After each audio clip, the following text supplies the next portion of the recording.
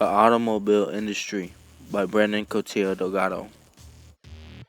Nicolas Joseph Cugnot, who was born in Void-Vexin, Lorraine, is a French inventor who is known to have built the first working self-propelled mechanical vehicle, the world's first automobile.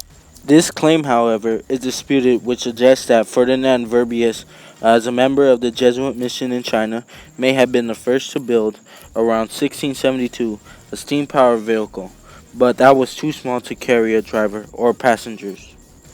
In 1770, a full-size version of the Fardier Vapeur was built, specified to be able to carry 4 tons and cover 2 loos in 1 hour, a performance it never achieved in practice. The vehicle, which weighed about 2.5 tons, had 2 wheels at the rear and 1 in the front, where the horses would normally have been. This front wheel supported the steam boiler and driving mechanism.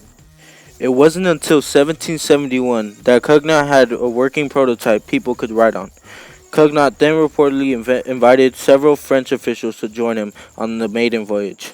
During the trip, the vehicle careened out of control and smashed into some unlucky person's garden wall at a nail-biting 2 miles an hour. With the French Revolution, Cugnot's pension was withdrawn in 1789, and the inventor went into exile in Brussels, where he lived in poverty. Shortly before his death, he was invited back to France by Napoleon Bonaparte and eventually returned to Paris, where he died on the 2nd of October, 1804. In the beginning of the 19th century, steam buses were being used in Paris, and so were steam carriages before trains, thanks to Cugnot's invention.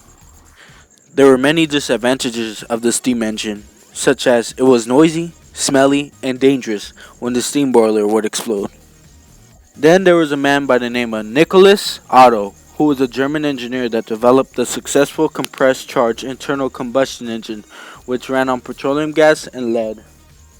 The Otto Langen engine is the oldest running gas engine in the USA.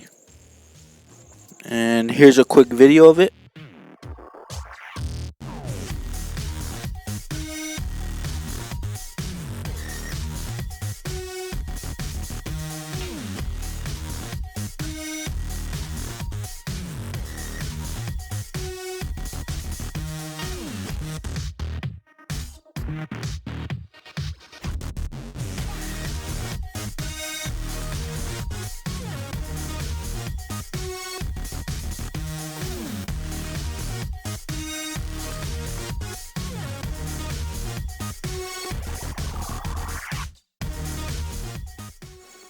Moving on to 1890, where automobiles were recreational vehicles for the wealthy, meaning if you had money, you had an automobile. And in 1898, 50 automobile manufacturing companies had already started. There is a man by the name of Ransom Eli Olds who was a pioneer of the American automotive industry, for whom both the Oldsmobile and Rio brands were named. The 3-horsepower Oldsmobile allowed people to travel at higher speeds, go farther, and was safer than other automobiles. The 3-horsepower Oldsmobile was the first commercially successful vehicle. In 1901, 425 were sold, and in 1905, over 5,000 were sold. There's a man by the name of Henry Ford, who was an American industrialist, the founder of the Ford Motor Company. Although Ford did not invent the automobile or the assembly line, he developed and manufactured the first automobile that many middle-class Americans could afford. In 1908, Henry Ford created the Model T. It is generally regarded as the first affordable automobile, the car that opened travel for common middle-class Americans. Some of this was because of Ford's efficient fabrication, including assembly line production instead of individual handcrafted.